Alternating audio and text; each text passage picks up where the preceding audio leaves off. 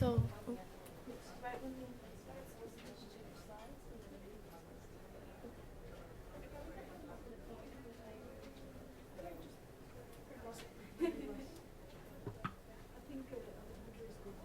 okay, great. I'll put it.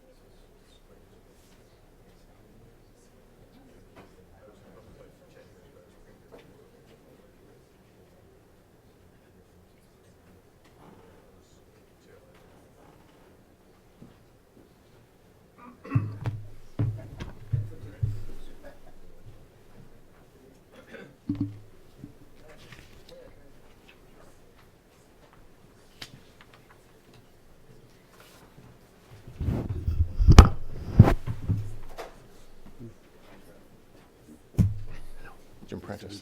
Very nice to meet you.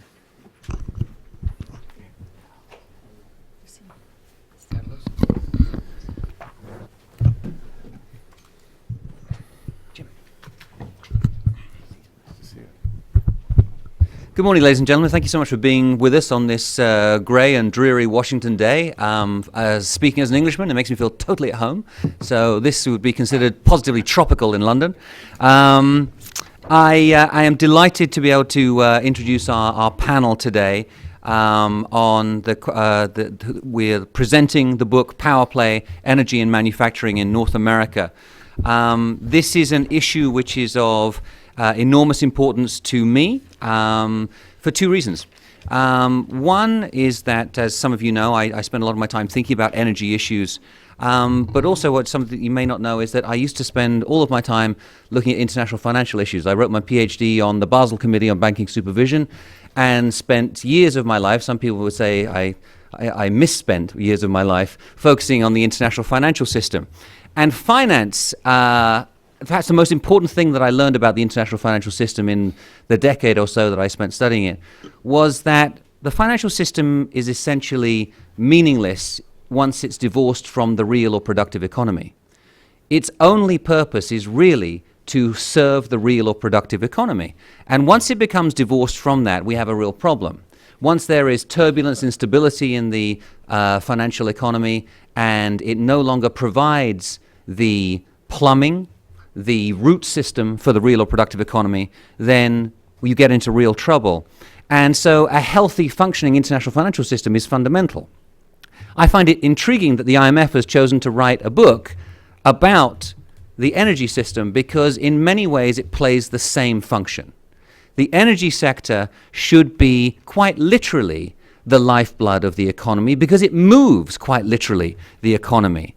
And the IMF as an organization, or at least the people sitting here at this table, seem to have understood that fundamental reality, which is that we all talk about oil prices, we talk about gas prices, we talk about electricity prices, we talk about supply and demand.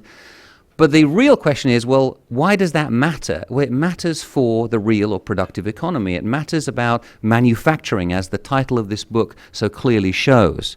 We will come back in the Q&A to talk about that in greater detail.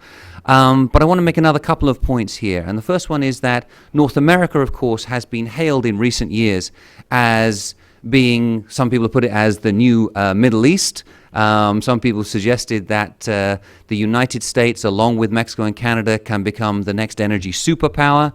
The great thing about this book, I would have to say, is that it treats North America both as a collection of three individual countries, but it also deals with North America as a united or integrated region and stresses that element of integration, particularly towards the end of the book.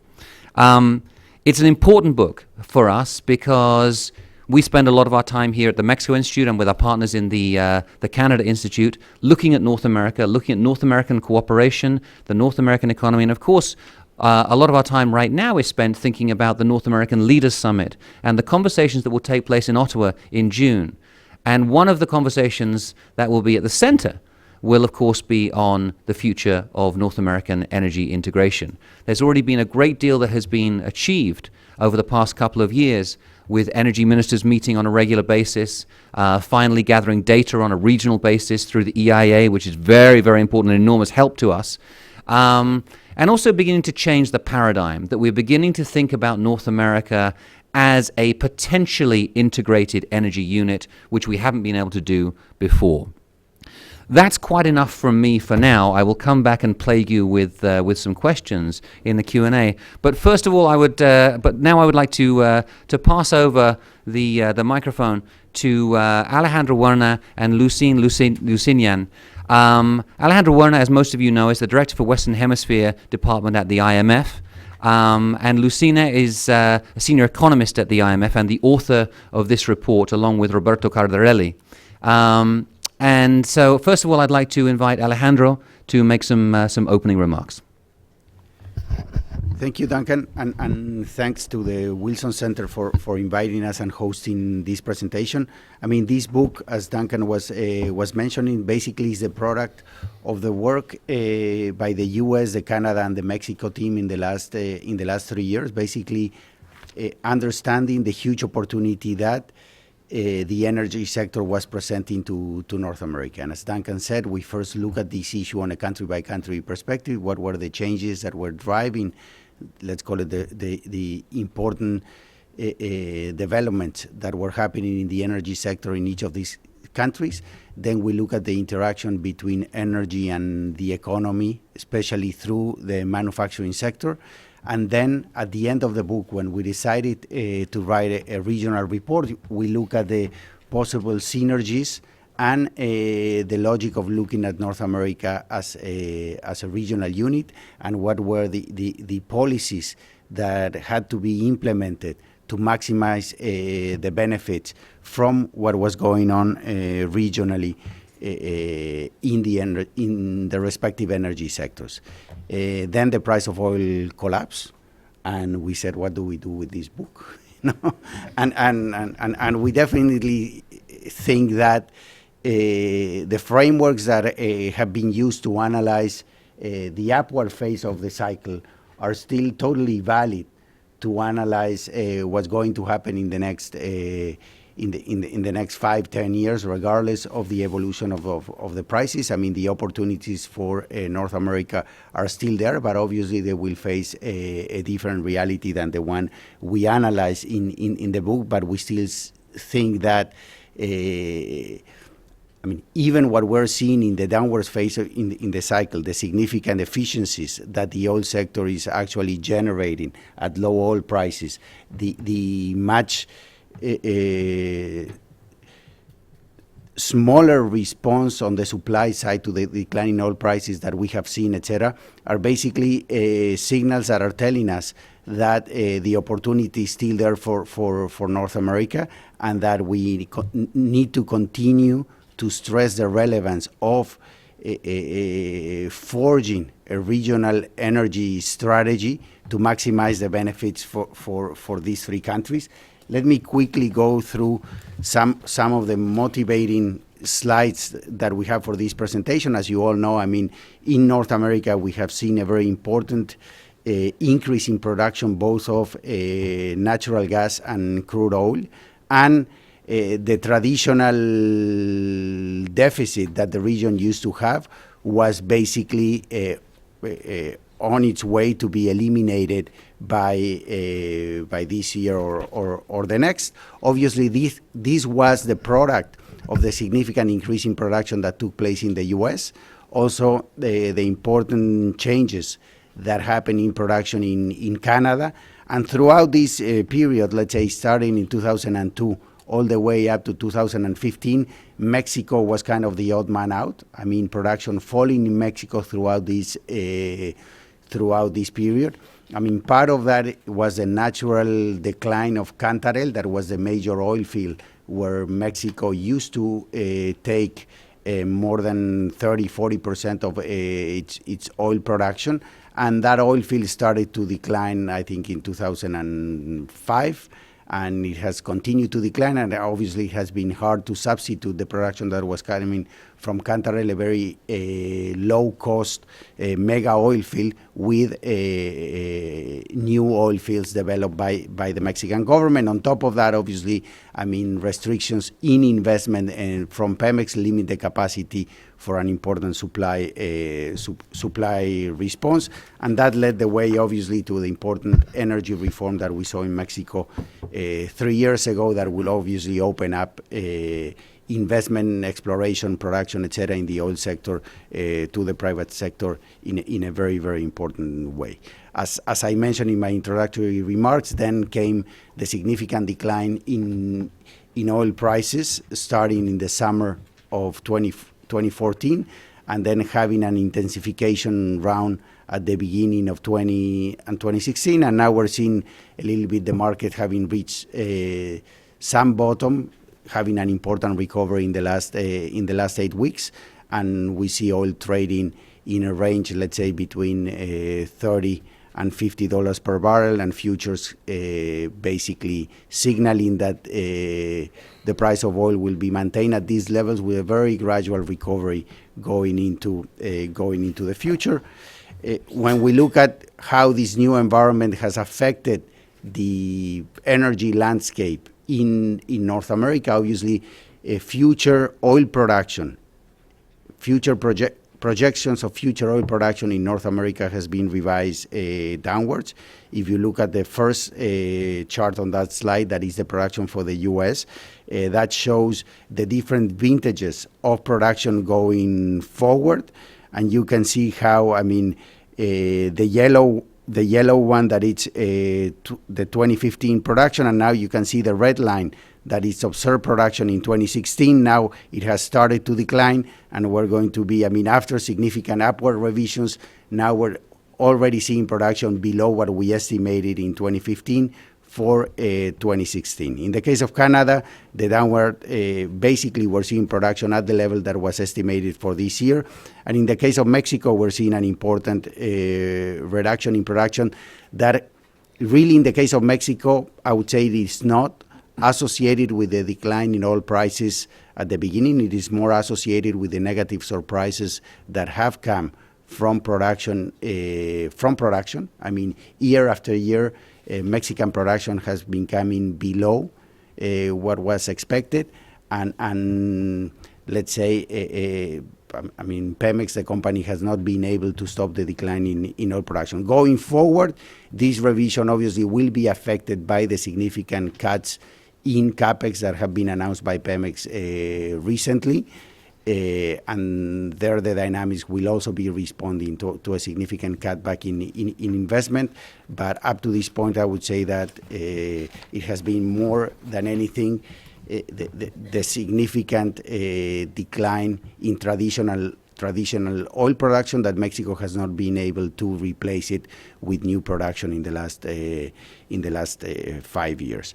In terms of production going forward, I think the expectations are there that production will continue to increase from these lower levels, and the composition of production will be led by the important changes that have taken place in the U.S. in the last decade. But hopefully going forward, we will see a small but significant contribution from production in Mexico associated to the opening of the sector to the private sector. So summing up, I mean, the main themes of the book are, first of all, the macroeconomic impact of greater energy production in the United States, Canada, and Mexico, both at the country level and at the regional level, so understanding the synergies between the three countries. A sectoral view, how this new landscape in the energy sector has affected the manufacturing industry in the three countries. In the U.S., by the decline in the price of natural gas and energy, the same as in Canada. The same for the case of Mexico, and on top of this, in the case of Mexico, through two important effects associated with the energy reform. One is the significant increase in transport of energy between the U.S. and Mexico that will take place associated with the energy reform. And secondly, a significant leg of the energy reform was in the electricity sector, and therefore through the decline in electricity prices affecting production in Mexico. So with that, I will turn it to Lucine. As you wish, as you feel more comfortable.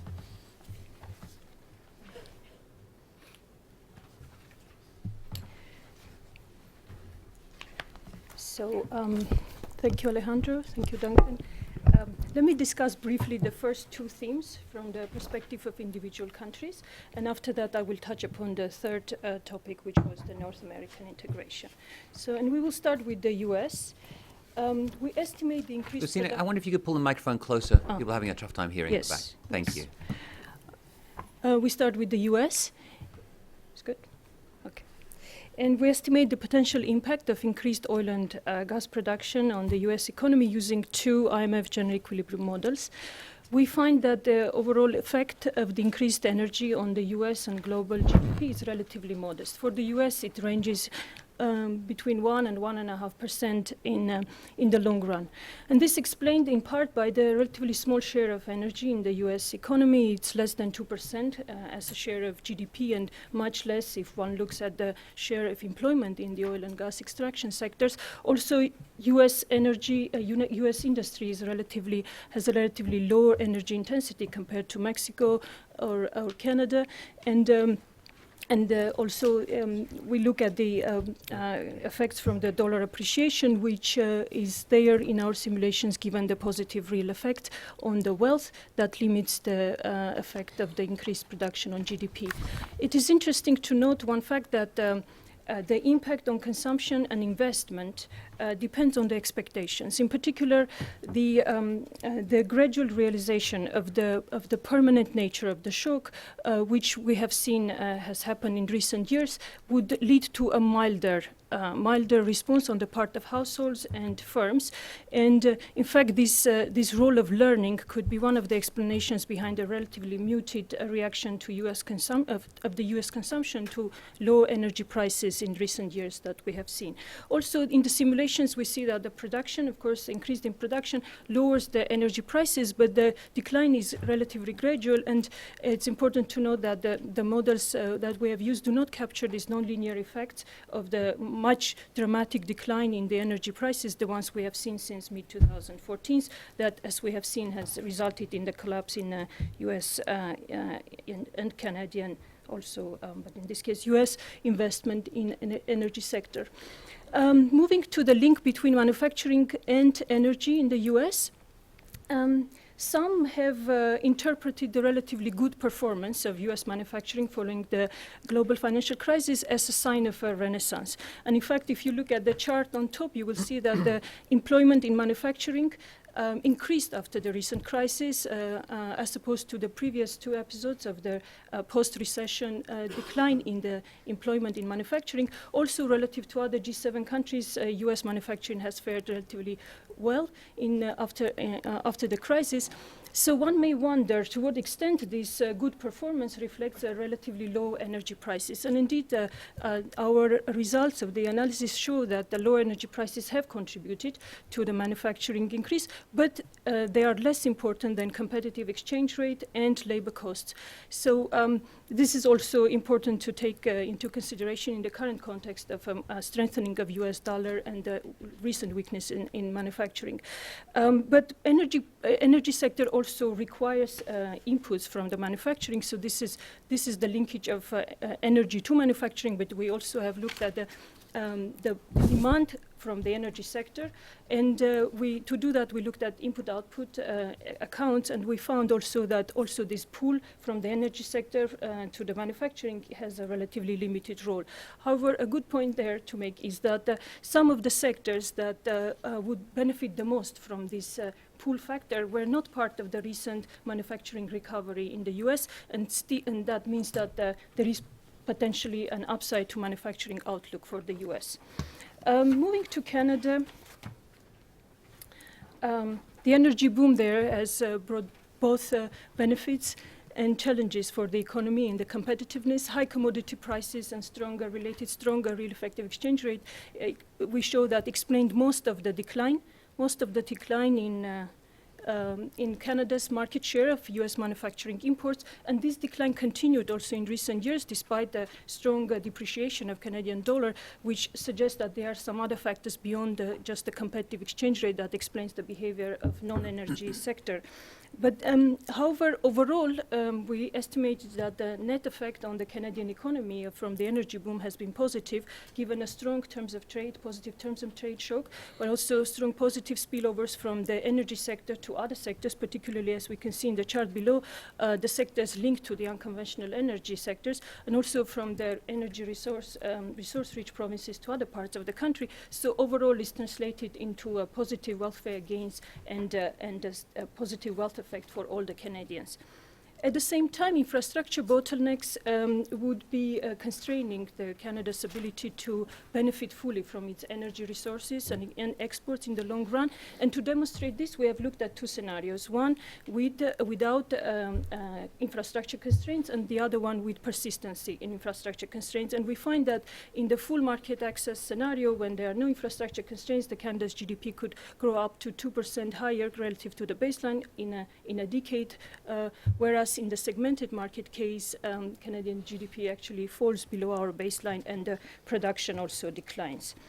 Moving south to Mexico, our focus has been on the historic reform, which Alejandro mentioned, approved in the late 2013 and 14, which opened up energy sector to competition among its many other elements. And this is expected to bring in investment in the sector and potentially increase the production in Mexico by up to 50% in the long run.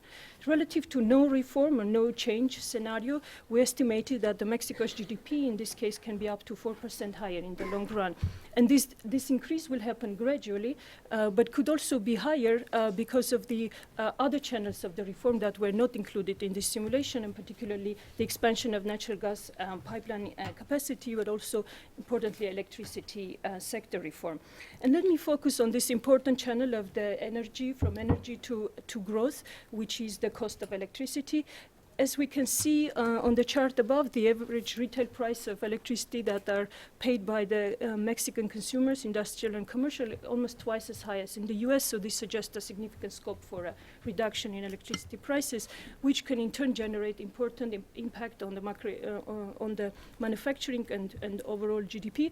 And a couple of simulations which we have done is for fuel substitution, which would lead to more use of natural gas in the electricity generation, bringing down the electricity cost by about 13%. That can translate into manufacturing output increase in the range of 1.5% and 3.5%. And this increase could be even higher, up to an average 10%, if in fact a more ambitious reduction to US levels is achieved. Furthermore, the results we confirmed these results also using the more dynamic panel VR exercise, where also one shows that including substitution effects and the effects from labor demand reaction maintains this positive response of the manufacturing output even longer going forward. Now let me turn to the third point of our third theme of the book, which is the question of energy manufacturing energy integration in North America. And our starting point here is the fact that economies in North America have become increasingly integrated over time. And in the energy sector, in infrastructure, in supply chains, and however, while there is scope to further deepen the integration in infrastructure, in regulations, for example, there are also trends that we see toward global diversification, global integration, and diversification outside the region. For example, the US exports of oil. And the development of energy sources in the region raises a number of questions about the future of North American integration. For example, which form of integration would most benefit individual countries? How would these benefits be distributed? What would be the impact on national manufacturing sectors? And the answers depend on many factors that are still evolving, uncertain, not the least the price of oil, the changes in technologies that surprise us, that the changes in consumer preferences. And our approach to this was to look at two distinct and stylized scenarios of the global integration versus regional integration. So pursuing more integration only at the regional level, where you keep barriers to the rest of the world, means lower energy prices domestically, greater market share for North American manufacturers, but the gains would distribute it depending, for example, on the energy intensity of the industries. And as I mentioned, US has the least energy intensive industry, followed by Canada and then Mexico, 3 times more intensive in terms of manufacturing use of energy. On the other hand, more global integration would not lower the regional prices to the extent as we have in the regional integration scenario, but stronger currencies, greater wealth would benefit the consumers. Also, the countries most exposed, also the sectors most exposed to the global trade would benefit more, because in the global integration scenario, the global economy would also fare better, given that the energy price decline would be greater. So to summarize our results, we show that in the pursuing more integration at the regional level would benefit more Mexico, but there is no clear advantage for the US or Canada. So our takeaway from this exercise was that regional integration should not come at the cost of less global integration. And to finish, I'd like to say a few words on a policy perspective. markets will continue markets have determined to a large extent the energy relationship in North America and will continue to be the main driving force in shaping the North America's energy future. However, policy plays a role in creating frameworks and incentives for energy security, for environmental responsibility, and for economic growth in the region. Whichever model of integration, or most likely a combination of the models that would prevail, would still be important that national frameworks support efficient trade and investment. And a few points that I'd like to highlight here is the areas where energy collaboration can focus to this end, again, given the background of a highly integrated economies in North America. One is intensifying dialogue on North American energy future. And it's very encouraging to see recent initiatives, as also Duncan mentioned, in this area. More recently, in a memorandum of understanding signed by the three countries on climate change and energy cooperation in February this year, starting from such essential step as the information sharing, as anyone who had ever tried to put together a map of North American energy flows would certainly appreciate. Another aspect of collaboration could focus on shared assessment of infrastructure opportunities and needs, which could help align and streamline the regulatory processes. Aligning also standards for security, safety, and environment could serve as a basis for exchanging best practices, while supporting technology and innovation could contribute to safer, cleaner, and more secure energy. And finally, coordinating efforts to combat a shared challenge of climate change would also be more efficient and could build on already existing important foundations, such as the harmonization of vehicle fuel efficiency standards in Canada and the US, or plans to phase out coal technology in power plants. And with this, I'd like to thank you all and look forward for discussion. Thank you. Many thanks, Lucine. That's a terrific way for us to begin our panel discussion. And I'd like to introduce to you our three other panelists. Carlos Hurtado, the alternate executive director for Mexico from the IMF. Thank you for being with us, Carlos. Jim Prentice, who is global fellow here at the Canada Institute from the Wilson Center, and a very, very well-known public figure, of course, from Canada. And Meg Lundsegger, public policy fellow here at the Wilson Center, has helped us enormously with our work with the IMF and on international economics in general. I'm going to give each of our panelists 5 minutes to sort of introduce their thoughts on this book and this conversation, beginning with Carlos, then Jim, then Meg, and then I'll pose some questions to all 5 of the panelists and begin our conversation with the public here. Okay, so please, Carlos. Thank you, Duncan, and thank you very much to the Wilson Center and the Western Hemisphere Department of the Fund for having invited me to participate in this panel. I will give you a general view about the energy reform in Mexico and the motivations and what's going on, probably if I have the time.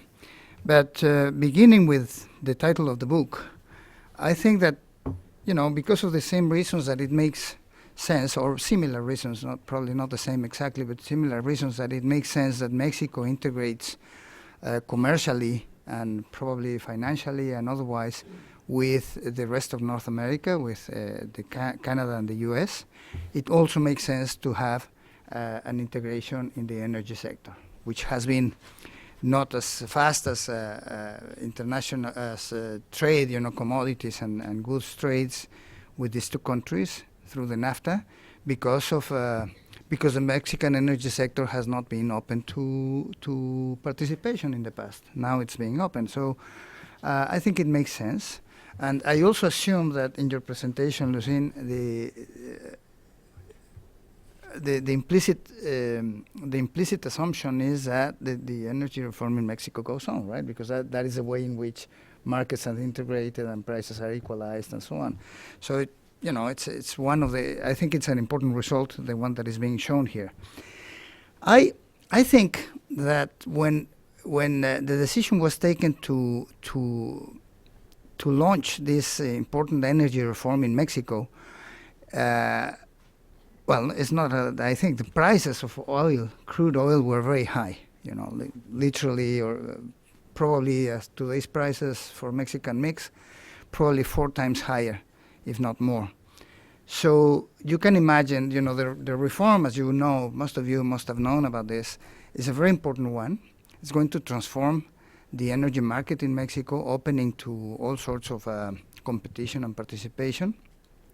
But it's very well written, but the expectation was very high because we thought that at those prices, you know, a lot of investment was going to come in to the very expensive places to exploit and extract oil from, right?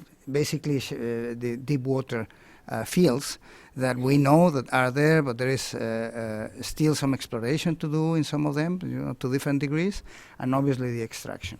So that was going to be a big investment push of macroeconomic dimensions for Mexico, and I think that the government must have thought at the time that this was going to be a big push for the economy, right, to recover growth, and this was going to be very important as of 2016, 2017, that is in the short run.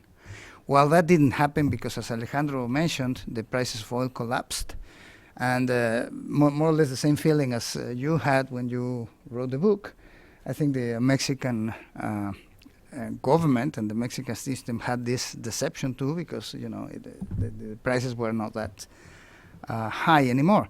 And there has been a lot of criticism of the reform, that it was untimely, that it wasn't, you know, that it was not going to produce what was expected, and so on, only because the price of oil came down. And I think that the reform is more comprehensive than that, is more important than that.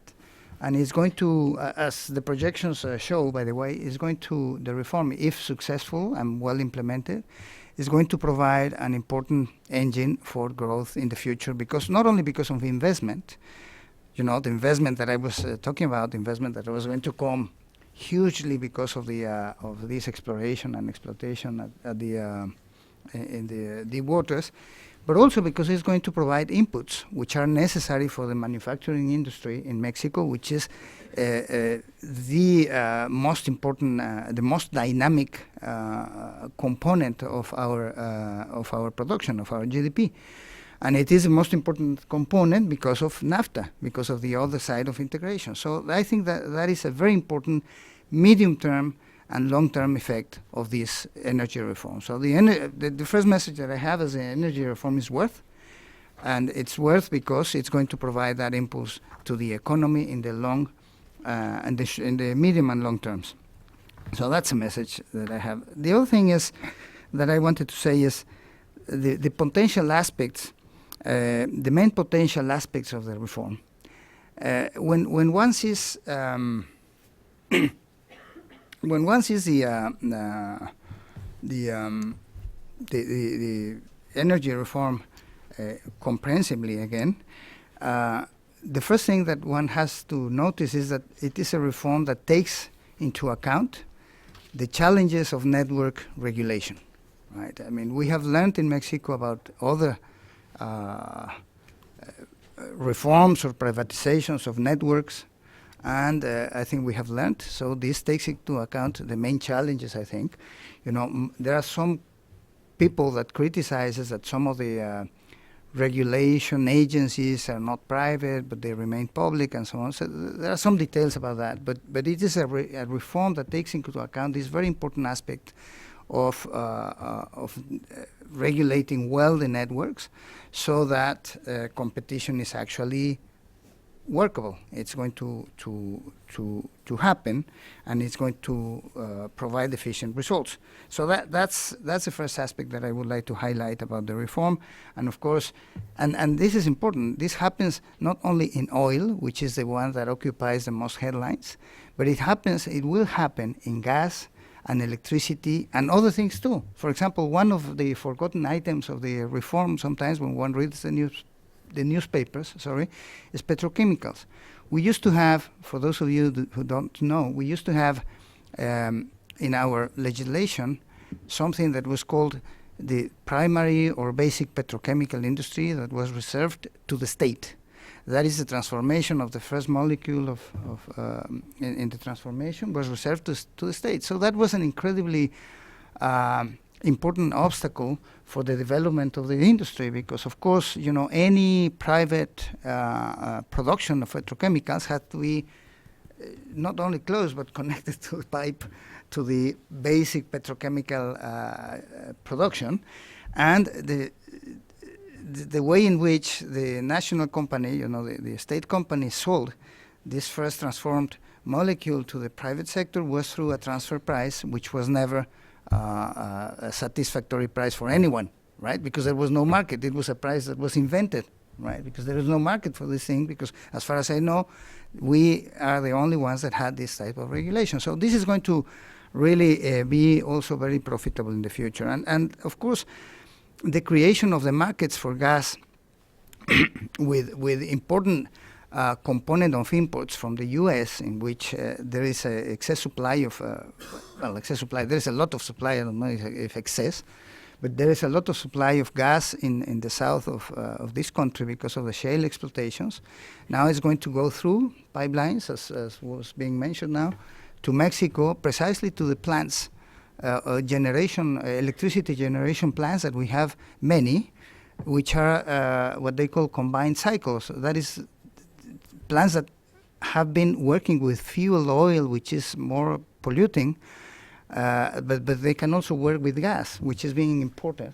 And there is a lot of activity in this respect, and already investment through that. So there's going to be a market in gas, and the same goes for electricity, which it's very important to have private suppliers, as we have had in the past, but it is very important that there is a market, that they have also private buyers of this electricity that is being generated, and that there is also someone in the middle that can take care of the temporal excess of supply and demand. I don't know how that is called in the energy jargon, but as electricity cannot be stored, you always have these problems when there is a private market of electricity. And again, the transmission and dispatch of electricity, which is going to be in the hands of a specialized agency, and not in the hands of one of the or two or three of the generators. And I think that is going to be very important for competition and in the future. So these two things, or three aspects of the energy reform, I think are very important. The other two aspects, and I will finish with this, that I think are important to highlight, and of course I cannot go into detail on this, is the transparency, the transparency with which all the legislation has been made and approved, and the transparency with which the systems are being handled already and will be handled. And this will provide certainty for investors and certainty for private participation and public participation, and of course that has to be a positive aspect of the reform. And the last one is the following, and I didn't know this until I started to prepare for this meeting, because I'm not in the energy sector. But the last one is, the energy reform is a set of 24 pieces of legislation, 25. And the 25th, sorry, I said 20, it's 25. But anyway, the 25th piece of legislation is a law for energy transition that has to do with clean energy.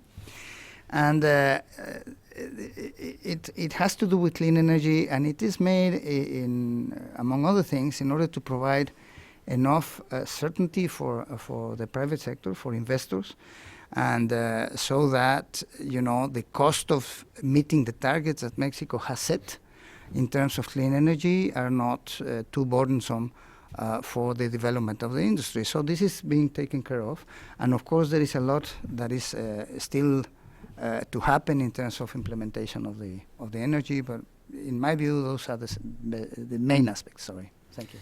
Carlos, thank you very much, and I'm sure we'll come back to talk a little bit more about Mexico later on. We are delighted and honored that Jim Prentice is here as a Global Fellow with the at the Wilson Center. And let me just stress that this is an event which is co-sponsored with our Canada Institute, and Jim is a global fellow with the Canada Institute. Jim, you served as the 16th Premier of Alberta. You also served in the federal government. You're intimately acquainted with the importance of the energy sector. I wonder if you wouldn't mind talking about this report from a Canadian perspective. Well, certainly. Thank you, Duncan. And as I begin, I'll just make a couple of comments parenthetically before I begin. The first is just to acknowledge very difficult circumstances that we are dealing with in Canada right now with the forest fires in our own energy complex in northern Alberta, which are very tragic for the families that are caught up in that, and people are showing incredible courage in getting through that. Secondly, I wanted to congratulate the IMF and the authors, editors, Roberto and Luzin and Alejandro, and people like Serge Dupont who contributed to this report. I think it's a very fine contribution to the discussion about energy and about the harmonization of North American standards, in quite consistent with work here at the Wilson Center of the Mexico Institute and the Canada Institute, and also some very good work that's been done, for example, by the Council of Foreign Relations. The other thing I would say about this particular book, I've been here actually at the Wilson Center writing my own book, which I've just finished and submitted to the publisher. Congratulations. What's noteworthy about the title is that the IMF has appropriated a perfectly good title that I had considered using myself, which I obviously now won't. But Duncan asked the question as we began, why does it matter? And essentially the reason that it does matter so very much is that what we have begun to take for granted, unfortunately, in North America, is the fact that we share, certainly as between Canada and the United States, more laterally, Mexico will become part of that with the reforms that are underway. We share the most successful integrated energy systems in the world.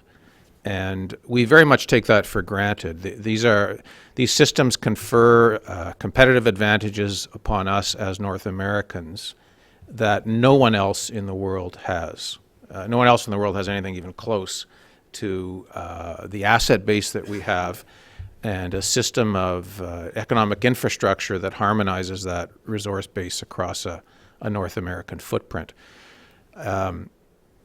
The metrics of that are well explored in the book. I mean, the energy trade between Canada and the United States, largest free market flowing system in the world, $140 billion of trade between our two countries. And it works both ways. It flows both ways. Canada is the largest supplier of oil to the United States, but the United States provides an increasing amount of the natural gas that's consumed in Canada. On any given day, the lights that power the eastern seaboard could be coming from Canadian hydroelectricity or from coal-fired plants in the United States. The systems are completely integrated. And at the end of the day, what this has conferred on all of us as North Americans that we should never lose sight of are what I really describe as three advantages. The first is an energy security advantage, sometimes expressed as energy independence. That's probably not the best way to describe it because no one seriously advocates that the United States or Canada or Mexico would want to be independent of the rest of the global economy when it comes to energy. It's probably best described as energy sufficiency. And put simply, no one else in the world has the energy sufficiency that we do as North Americans if we access that resource base as between our three countries. We've traditionally looked at that in terms of our own domestic energy security, but the geopolitical advantages are actually much broader than that because at the present time, as North Americans, we produce somewhere in excess of 20% of the world's oil, headed to somewhere in the vicinity of 25% of the world's oil. And that provides us as partners, as allies, with a significant geopolitical advantage on the globe, if that is employed in the proper way, to ensure that global markets remain free and free of authoritarian influences, and driven largely by free markets. The second advantage that we really have as North Americans is an industrial advantage, which is, I think, well described in this report.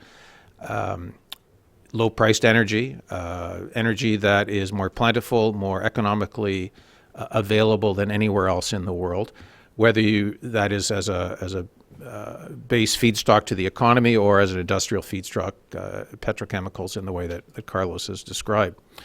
And the third advantage that we have is an environmental advantage, which is often overlooked. But once again, between the United States, Canada, and Mexico, these are the world's largest supplies of natural gas and hydroelectricity that afford us the opportunity to reduce carbon emissions and to have amongst the cleanest energy systems anywhere on the planet, with all of the attendant advantages of that. And so I simply make the point as I begin that we sometimes gloss over this as North Americans because we take it all for granted. But we shouldn't, because the systems that we have built and built together really drive the standard of living that we have on a North American footprint. The benefits to North America are I think, quite obvious, and they're detailed in the book. I think one of the things that's quite noteworthy about the book, and in particular the concluding chapter, is just the description of how all of this has actually been accomplished with very little government intervention. I mean, this is essentially the magic of free markets. Free markets, open economies, free trade, liberalized trade agreements between our three countries that have driven this prosperity. It has not been accomplished by government institutions or institutional arrangements between our three countries. Those are actually preciously slim when you look at the history.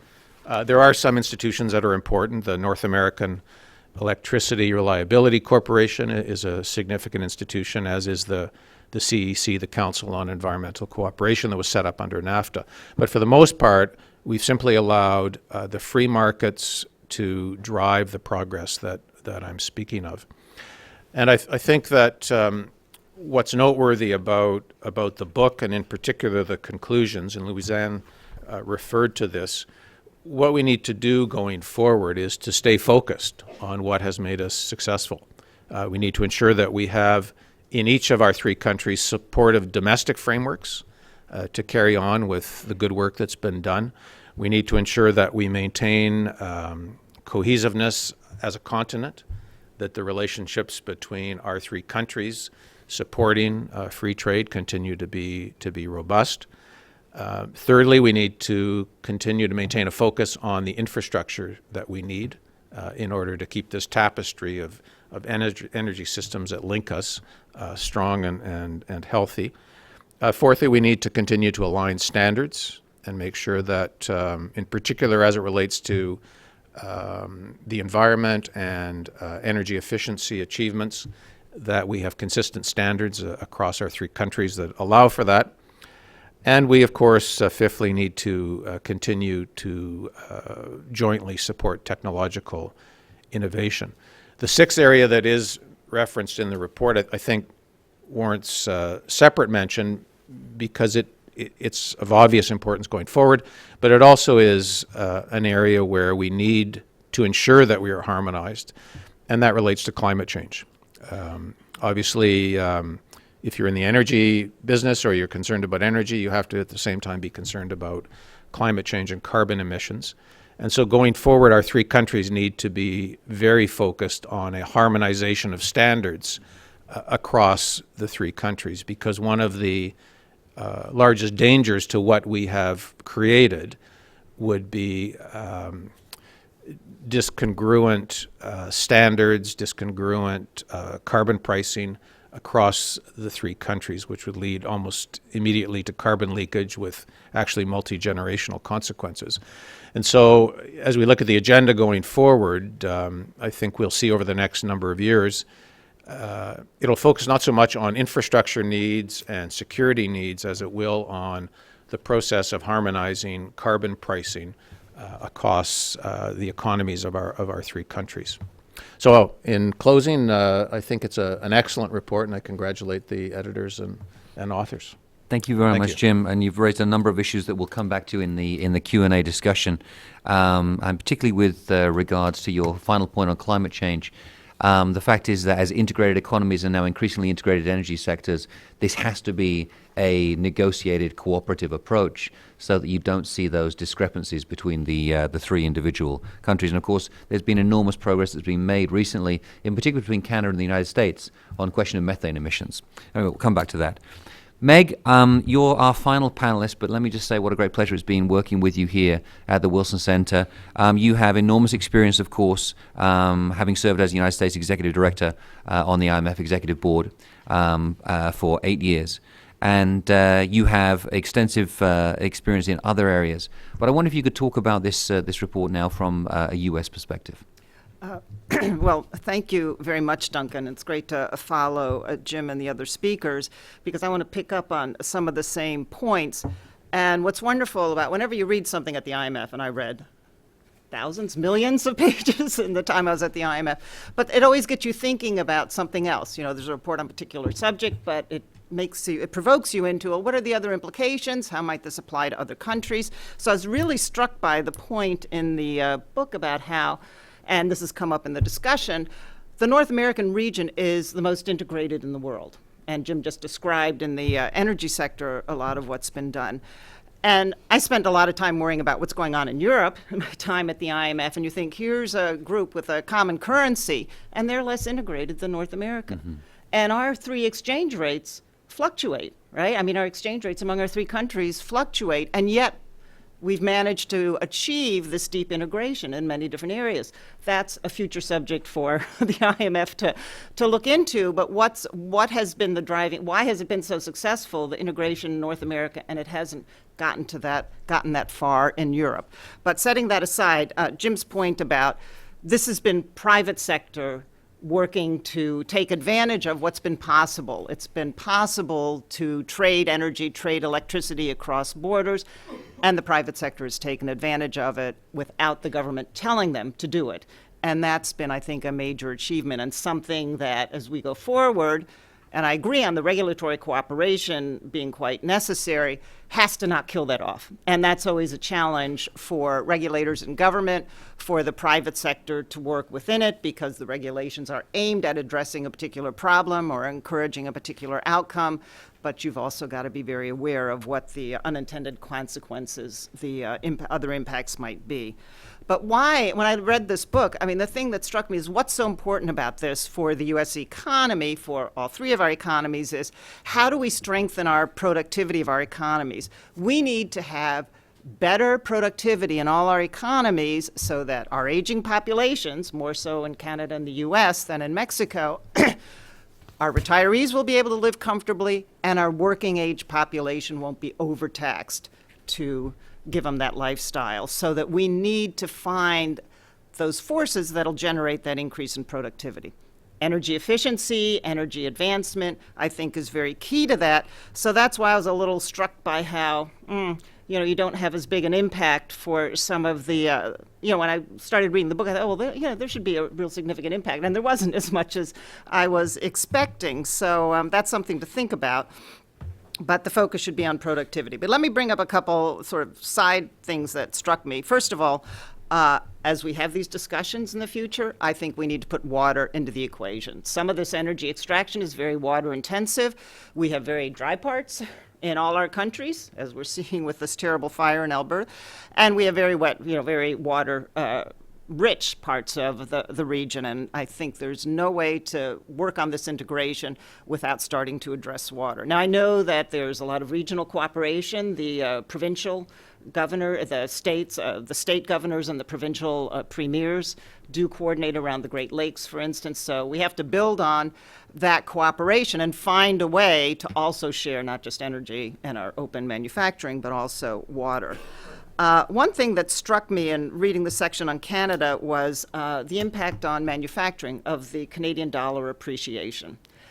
And that's what I worry about in the U.S. And I look at, we do want to see strength in the U.S. manufacturing, and it was good to see that, and I appreciated in the book that you don't write off U.S. manufacturing. You still see quite a bit of potential there, and pointed to some of the uptick.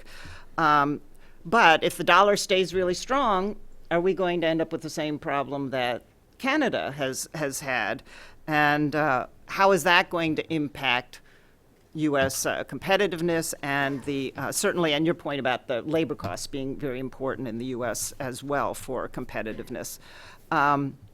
One recommendation of the book is that the U.S. focus on, in manufacturing, on some of the dynamic regions of the world, and I would just make a plug for the Trans-Pacific Partnership. That's the aim of that, and I think there is a lot of potential there. You have younger populations, more rapidly growing economies in many parts of Asia, so definitely the U.S. should be focused on that.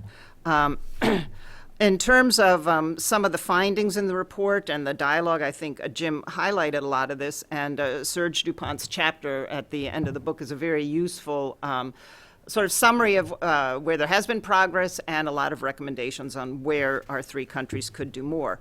But one of the things that I was wondering about in the book, you never mention, or I didn't really come across, solar, wind, or even wave power. Right? All of us have big expanses, all three countries, big expanses where there's a lot of wind blowing across the plains. We have long coastlines, potential for wave energy, and certainly solar. So what's the potential for bringing that into the equation in terms of the electricity generation? No mention of nuclear power. Is that something that we're just all too afraid to touch these days, given what happened in Japan? I'm just not sure how and I'm not an energy expert either, but just kind of curious in terms of how our three countries might put that into the mix as well.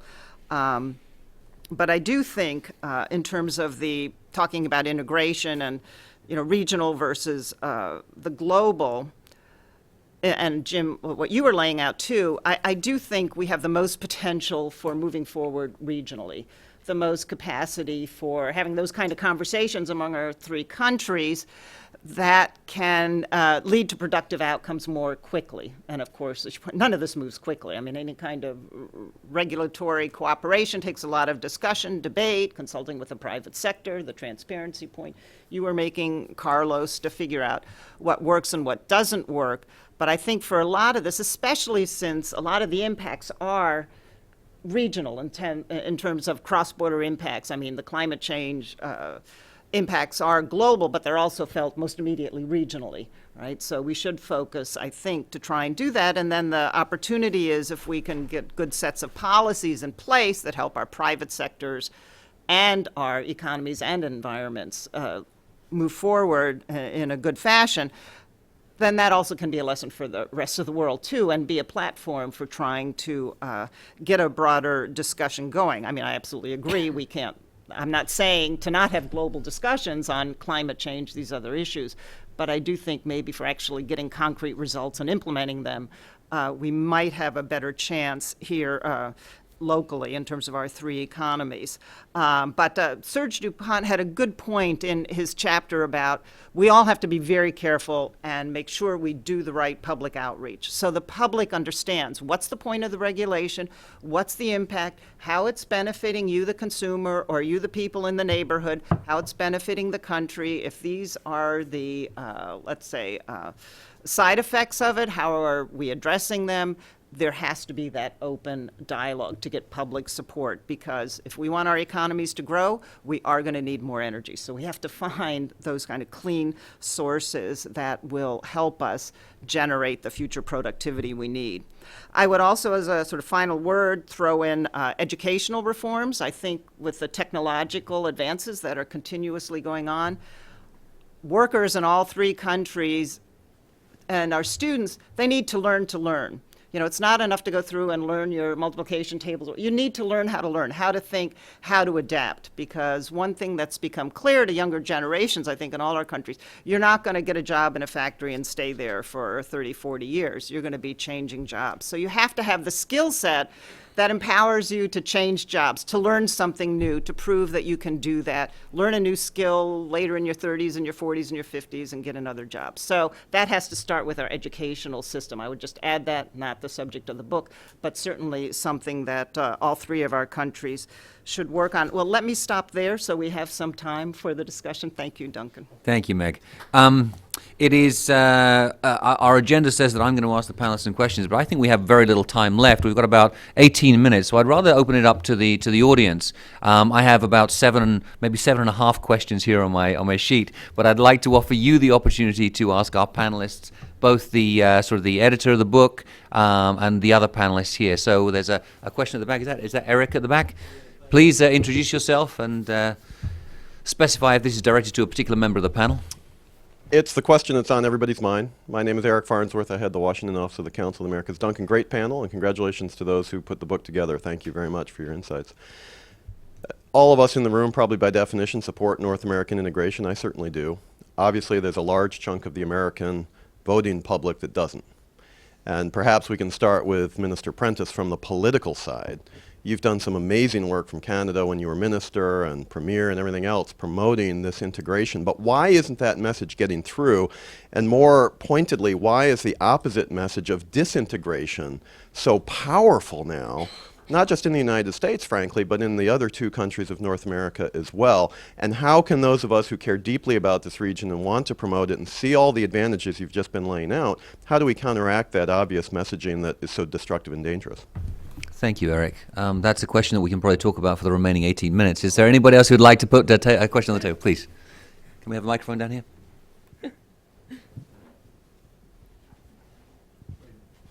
Behind you.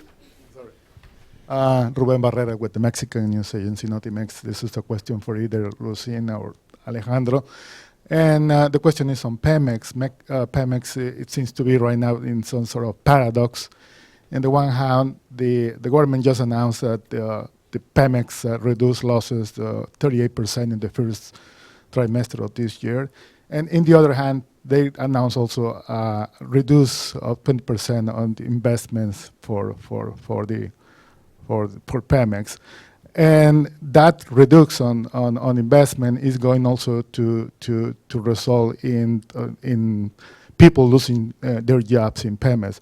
So I had two questions. The one is the fact that the government is saying that they're going to have to fire people in Pemex because of this reduction on the budget for Pemex. Is that going to help Pemex to become a lean and more efficient company?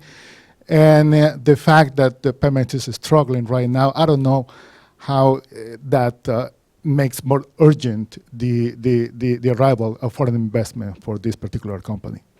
Thank you very much. Is there a third question? Yes, right there. Hello, thank you very much. My name is Qihang Zheng from Xinhua News Agency. I just have one question. Is that now we talk about the North American is the most integrated energy system in the world. So my question goes that to the carbon tax. Because several people arguments that carbon tax should be implemented in a shared solution. It means that it should be cooperated by several countries, then it will be effective. So what's your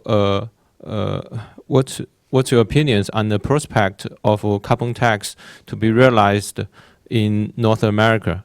Thank you very much. Great question. Thank you very much. Let's go from am I right to left? I'm looking at you. Right, from Jim the other way. On all of those questions? Whichever you'd like to respond. Well, I was in political life just long enough to know that I won't trench into American politics. Obviously, those of us that believe in free markets and free trade and open economies need to continue to speak up about how that drives our standard of living amongst all three of our countries. And I'll certainly continue to do that. Let me just speak, though, to carbon pricing and climate change, because I think that's one of the most complicated aspects of all of this. Everything that we've accomplished on a North American basis when it comes to free trade, free markets, open economies, liberalized trade, is at risk through protectionism, and green protectionism is nonetheless protectionism. And so we need to be coordinated on our efforts to combat climate change. The three countries need to work together. We need to harmonize standards where we can harmonize standards. We need, for example, to continue to harmonize the transportation grid. But I think we also have to recognize that our three countries have some enormous differences in terms of their energy assets, in terms of their stages of development, in terms of the expectations of electorates. And so, I think there are things that we can do in common, but we are also going to need to acknowledge some differences and make sure that we, at the same time, don't arrive at discordant policies. When you talk about carbon pricing, I think it's extremely important that the three countries work together, because if you introduce into an integrated economy discordant prices on carbon, you will get carbon leakage almost immediately, and not on a small scale, but on major industrial decisions where people are going to locate major industrial assets. And so I advocate that the three countries need to be at a common table talking about carbon pricing. Absolutely. Alejandro. And very quickly on Pemex, I think, what you're seeing in Pemex, it's a little bit what you're seeing everywhere else in the world. I mean, the energy sector has been shocked by a very important decline in the price of its output. Every company in the world is adjusting investment. I mean, if you look at Canada, for example, I think investment in the oil sector fell last year maybe 40%. This year is falling another 30%. So in a sense, Pemex is reacting the way the rest of the world is reacting to the decline in the price of oil. I think it's reanalyzing the profitability of its planned projects, and it's analyzing to postpone those projects that at the current prices or at the current expectation of future prices are not viable. And in that sense, I think that makes complete sense. Obviously, the government has shown its preoccupation in terms of Pemex switching of being an important source of wealth for the Mexican public sector towards becoming a liability if these changes do not take place. And I think the company is announcing a strategy focus at adjusting itself to the new reality and continue to be a source of strength for the Mexican economy under the new reality of low prices. And these adjustments in expenditures, adjustments in structure, adjustments in the things it's going to do and not do is a reaction to that. So I think it's exactly what we're seeing from state-owned and private sector companies in the energy sector around the world. And I totally share what Jim said in terms of the push towards globalization and some backlash that might be experienced as a result of many factors around the world. But regarding that, I would say that in the case of Mexico, I have not seen a significant backlash against integration to the world economy. I think even when you look at the energy reform, that was a historic event, and it was expected to generate significant political confrontations maybe some years ago when we discussed the possibility of doing it.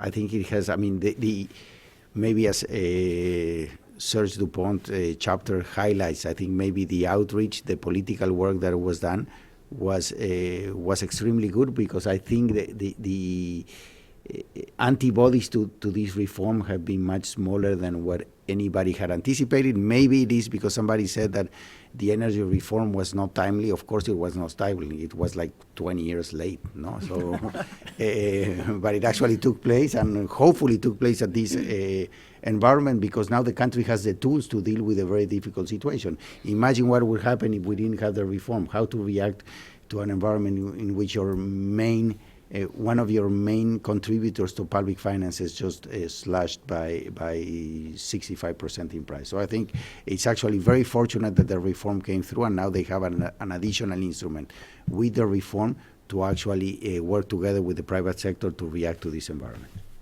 Lucina.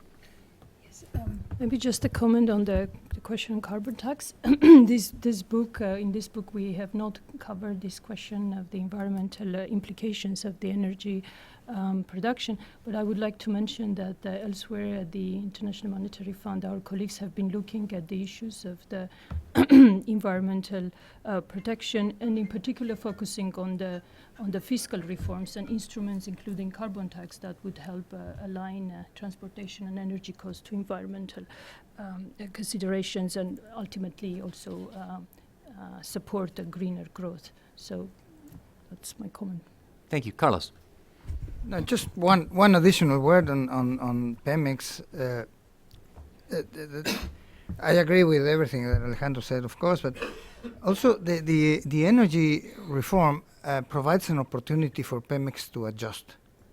And because it can go on joint ventures, or as they call them, farm outs, and it can adopt technology from other companies that is going to be beneficial to Pemex, which has been lagging behind in frontier technologies for a while. Thank you. Just a couple of points. Eric, to your point on why we can't, it's very difficult to get the message across, the benefits that are spread across the general population. But you look at particular things like avocados. Where do our avocados come from? Most of them come from Mexico, right? And they're in all our grocery stores at very reasonable prices. 10, 15 years ago, that was a real luxury item. Oh, having an avocado cut up in your salad, right? Well, now it's an everyday thing. But for people to understand, that's because we have this open trade with Mexico. Getting that message across just doesn't seem to happen. And that's what we all need to do a better job on.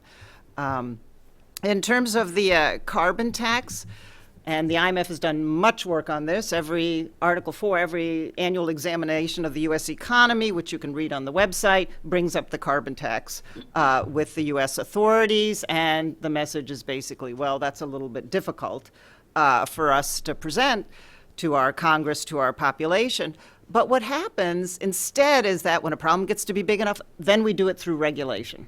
So then you do it through changing this standard or changing that standard. That raises the costs of production, and then that's a way of addressing that environmental problem, which in a way is kind of odd given that we're a country that is so proud of using the market mechanism and being a private sector economy. We won't use this mechanism in something that basically could work across the board. So I think that's a real challenge for the future, and it's not just, frankly, in the United States. It's in many countries that would have problems doing this, but it would make sense to use a market mechanism like that. Otherwise, we're going to be regulating this, regulating that. As the problem erupts in one area or another, people complain, and then we have this hodgepodge of things that have not just cross-border impacts, but impacts on other regions within each of our countries or other industries. So something of a challenge for our governments to continue working on in the future, and let's hope they can have some rational discussions about this. Thank you.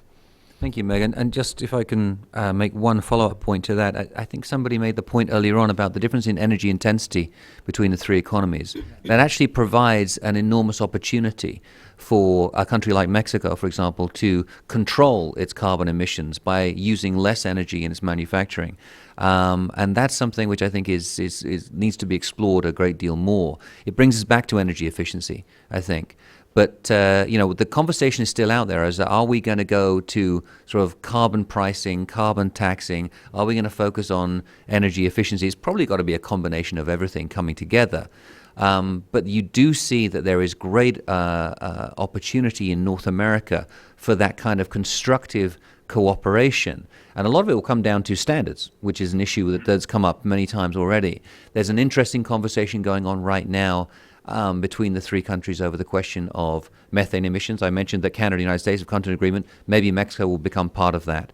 And of course, as Meg pointed out, on the renewable energy side of things, it's an enormously rich area in North America. You look at the potential for solar power in the United States Southwest and the Mexican Northwest, and you see that how little space it would take to produce solar power for the entire, let alone the entire country, the entire region of North America. But of course, all these things take time. They take massive investment. They take planning. But they're happening. There was a little piece of trivia that came out today that now Japan apparently has more electric car charging stations than gas stations. and you're looking for those kind of canary in the coal mine, or the sort of the litmus test, and you say, wow, this is actually happening. You think about Tesla's new car, and you think about how electricity, and I always make this point about the Mexican energy reform, far more important than the oil sector is what's happened in the electricity sector in Mexico, at least in the short to medium term. That's what's driving Mexican competitiveness. That's what's driving, actually, the production or the generation of new jobs in Mexico, I think, is the lowering of the energy price from electricity. And you think about what will happen when that transition happens in transportation. I have about 3 minutes left. I'd like to take one more question. Well, right here, please. Yes, microphone is coming. Thank you very much. My name is Sergio Garcia. I'm with the Mexican Embassy. I just wanted to celebrate with you and appreciate this event. It's a magnificent opportunity to pass a message, as Ms. Lundsager was mentioning. This is a good opportunity for our governments, our people, to share a message on what integration is actually taking place. Not only in terms of avocados, which is a fantastic example, and Carlos, who is from Michoacán, will celebrate that, but also in aerospace components, computers, trade in the region is going over $1 trillion a year. Yeah, Mexico and the US, half of that, the US and Canada. So it's a very massive integration in terms of trade, not only in trade, but investment in our region. So we are producing together more than anywhere in the world. So every good that is imported to the US is bringing components from the US embedded in those products. What we always see in the economic affairs section at the embassy is how many of these imported goods from Mexico have as much as 40% of US value involved in those products, and the jobs that are created in the US as a result of trade with both Canada and Mexico. So energy integration is a fantastic opportunity to keep that trend. We believe that this is a good year. Electoral years bring a fantastic opportunity to bring the message, to share the narratives, and to share the reality. So we appreciate that for the Wilson Center, and we appreciate that, Duncan. Thank you very much. Thank you. Let me just say that there's a lot that's been said this year about North America, about NAFTA, about North American partners, and the reaction from the Mexican government that's taking place right now, I see is really sort of the silver lining in the cloud of what's been a pretty depressing year in terms of the conversation about openness and trade. But the fact is that maybe we need this kick in the butt every now and again to make us realize that we need to actually sell this. As Eric was saying in his question, we need to sell this a lot more to the North American public. We need to emphasize how important the cross-border links are and how we actually do depend upon each other. We will continue to do that here at the Mexico Institute. We'll continue to do it with our partners at the Canada Institute. I would like to say thank you very much to the IMF and to all of our panelists for being here today, for choosing us as a location to present this book. Congratulations on the publication, and I look forward to working with you again in the future. Many thanks for being here today, ladies and gentlemen.